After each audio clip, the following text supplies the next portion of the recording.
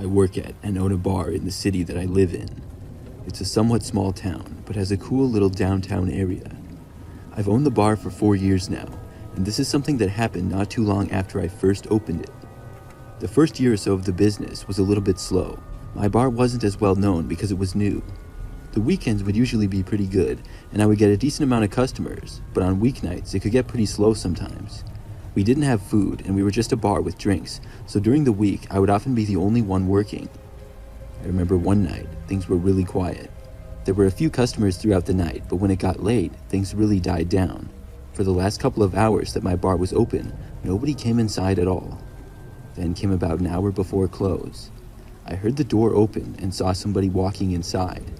My bar is not all that big. It's mostly just the seats at the bar, a pool table, some darts, and a couple of high tables to sit at. A man walked inside and then immediately sat down in the corner at one of the high tables. He faced away from me. As he sat there, I said hi to him from the bar. The man did not answer me. From what I remember, the guy was kind of short and was wearing a hat. I never really got a look at his face though, because he came in so fast and then turned away from me almost immediately. The man was just sitting there, facing away from me, and didn't really seem to be doing anything. I stayed where I was behind the bar and just waited there. The guy didn't seem to have any interest in getting anything, and I kind of wondered what he was doing here. I let him be though, and minded my own business. When it got to be 30 minutes until close, the man was still there. I decided to let him know that I would be closing the bar in the next 30 minutes. I said it loud enough that I'm sure he would hear me. He didn't even bother to turn around though. He just kept sitting there. I just shook my head and then went into the small back room area that I had for a moment. I can't remember what I was getting or putting back, but I was in there for maybe 10 seconds or so. When I came back out, the man was gone. This was kind of a relief to me. The man had been sort of creeping me out. I had dealt with some strange people, obviously, but a situation like this had never come up before. Something about the guy was just off for sure. I didn't really know how to handle him just sitting in the corner facing the wall and ignoring me.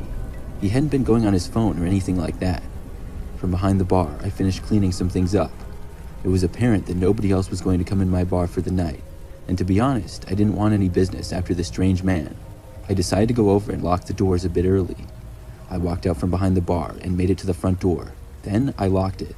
When I started walking back towards the bar, I suddenly saw the man again. He came out of seemingly nowhere, but I realized that he had been hiding behind the pool table. The man came charging at me like a crazy person. I did the only thing that came to mind, which was to quickly move to the right and get behind the bar. I ran around it and then jumped over to the other side. The man chased after me, but did not jump over the bar as easily as I did. Then I ran to the back and went into the back room. We had a back door to the bar, and I ran for it and made it outside. When I got out there, the man was still inside my bar. I got out my phone and called the police.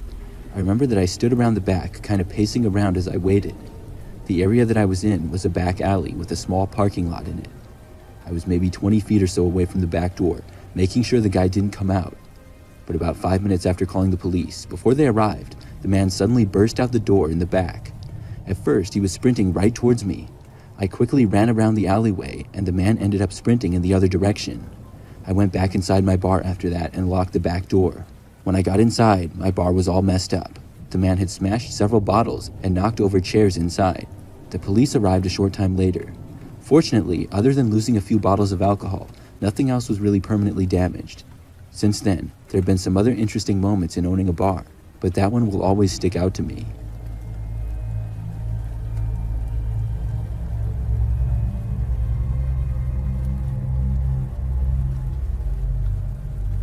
This is something that happened to me a couple of years ago. I lived in a somewhat big city at the time and had an apartment that I lived in. I had a job that I worked during the week, and on weekends would occasionally go out to bars with friends. It was something that I did countless times, and it usually worked out in a similar way. I had a couple of different sort of friend groups, but the main one that I had was about 10 of us. Rarely would we all go out in the same night, but oftentimes at least 4 or 5 of us would. There were quite a few bars in town, and with friends, I visited almost all of them. One night, several of my friends were going to one of the bars in town. How it would often go is I would walk to the bar and meet my friends there. My apartment was in the city and close enough to most of the locations to walk to. Sometimes I would even meet up with friends and then we would walk together.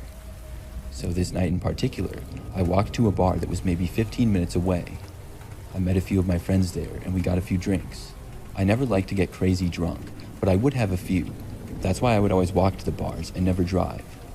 As this night went on, my friends and I walked to another bar down the street at probably about 9 or 10 p.m. We stayed at that bar for the rest of the night. It was a pretty typical night for us. Both bars were decently busy with it being a weekend, and everything seemed normal. At maybe like midnight, we left the bar to go our separate ways. I walked with one of my friends for several blocks, and then said bye and went on my way. I had to go about 10 minutes down one straight road, then turn. After my friend had turned at the street they had to, I walked for about 2 or 3 minutes, but heard somebody walking right behind me. I thought it was my friend still following me. I thought this because at the time of saying bye to them, it had just been the two of us on the sidewalk in the immediate area. I looked back to see who it was. There was a woman walking down the street. Immediately, she looked really strange. It looked as though she had painted her face as if it was Halloween, but it wasn't even close to Halloween.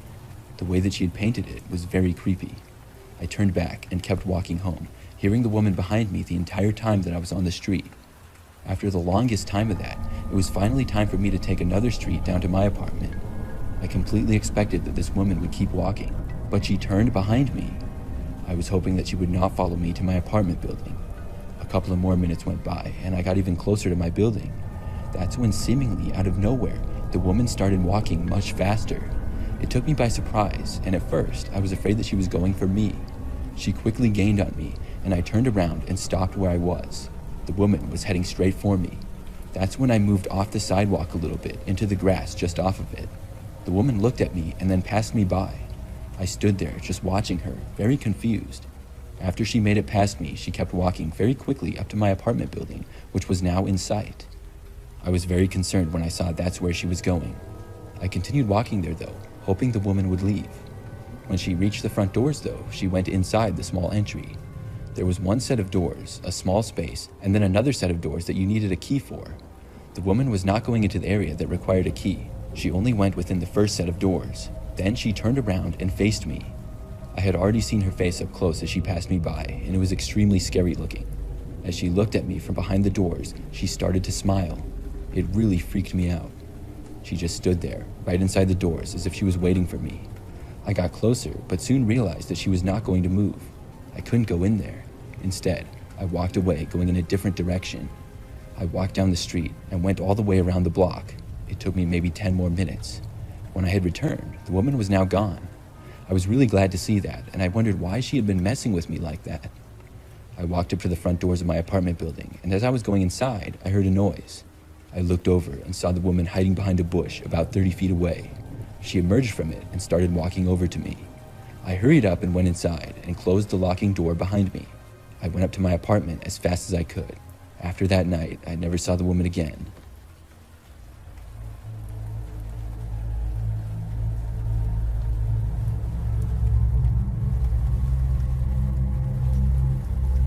This is a story from when I was in college.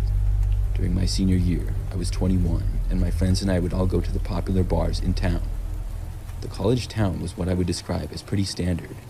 I'm a female, and I lived in a house with my roommate Rebecca. The house was not very big, but it was better than living in the dorms or even having an apartment. We had a small yard and many neighbors on each side. It was also still close to the campus as well as the town. One weekend, some friends and I made plans to go out to one of the bars that night. Usually, Rebecca would go out with me, but she was back home for the weekend. A couple of us got a ride from our friend Jason, and we arrived at the first bar. It was a popular one, and it was really busy. This was common, especially during the school year. Hundreds of students would go out every weekend, and soon the bar was too crowded for our liking. There was barely any room to move around. I was there with 3 friends, and we got sort of split up when getting drinks because of the crowd. There was this one guy that approached me then. He didn't really say much, but immediately tried grabbing me, and I moved away quickly. The guy just looked like a creep in general. Very shortly after that, I found my friends again, and we left that bar. Sometimes things got crazy there, and that was fine because we could just go to another one. We left and walked a few blocks to another bar that we had been to before. There were still a lot of people at this one too, but not nearly as bad as the previous bar.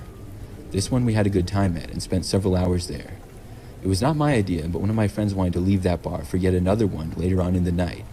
By now, things were getting really late. When we arrived at the third bar, things were a little bit quieter. There was still a decent amount of people though. Now, as we were at that bar, that's when I noticed the guy again. It was the same man that had tried to grab me earlier, and he seemed like an overall creep.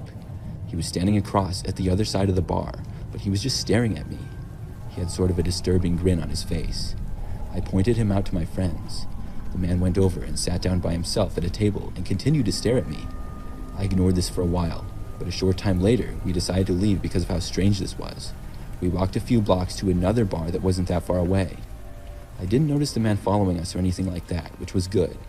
We spent the rest of the night at this bar. We were there for maybe 30 minutes or an hour, and then called our friend Jason to see if he could drive us back. As we were waiting for Jason, and still inside the bar, that same guy walked in. I was really glad that we were leaving and going home soon. I had no idea who this man was, and why he seemed to be following me. There were hundreds of people out that night. Why he seemed so fixated on me, I didn't know. The man started walking over to me, and I immediately left and walked outside with my friends. The man was sort of tall, thin, and had darker colored hair. Thankfully, Jason arrived just about a minute later. The man was standing outside, like 25 feet away or so. We got inside Jason's car, and the man waved at me as I got inside. I was glad that I wouldn't have to see him again. Jason drove us back and dropped me off at my place first. I got into our house and walked up and unlocked the door. I closed it and locked it behind me, and then I went inside and started to get ready for bed pretty much right away. By then, it was after 2 o'clock in the morning. I went upstairs to my bedroom, and almost as soon as I had gotten inside, I heard a noise from downstairs. At first, I didn't know what it was at all. I opened my bedroom door to listen. I heard it again. Somebody was knocking on the back door of our house. I got a really bad feeling right away. I left my bedroom and walked downstairs. As I was walking down, the person knocked again. When I got to the bottom of the stairs, I went over to the living room and looked. Right away, I saw the guy again. He was looking in the window of the back door, right at me. As he looked at me, he smiled and knocked yet again. I ran away out of sight, and I yelled that I was calling the police. This didn't seem to deter him, and he knocked once more. He just kept knocking, over and over, for like 5 minutes straight. I did, in fact, call the police. I was really nervous that the man would try and break in, but he didn't. Shortly after I got off the phone with the police, the man stopped knocking. They got there and looked around the yard, but I guess the man had left. This was disappointing to me because I was afraid that the guy would come back. Police stayed for a while and then left, telling me not to hesitate to call again if the man did return. Then they drove off, and I went up to try and get some sleep. I checked all around the house by looking out the windows from the inside before going to bed. Everything seemed fine. I double-checked the locks, and then I went upstairs, got in bed, and closed my eyes. Despite being sort of scared and worried, I was still really tired and found myself drifting off to sleep rather quickly. That didn't last very long, though. Once again, I heard a knocking at the back door. He was back. I did just as the police had told me, and I called them right away after hearing the knocking again. Luckily, the police weren't too far away. They arrived at my house much faster this time. The man knocked several more times, and the police got there just as he was still knocking at my back door. When the police got there, the man tried to run from them, but he was caught without getting very far.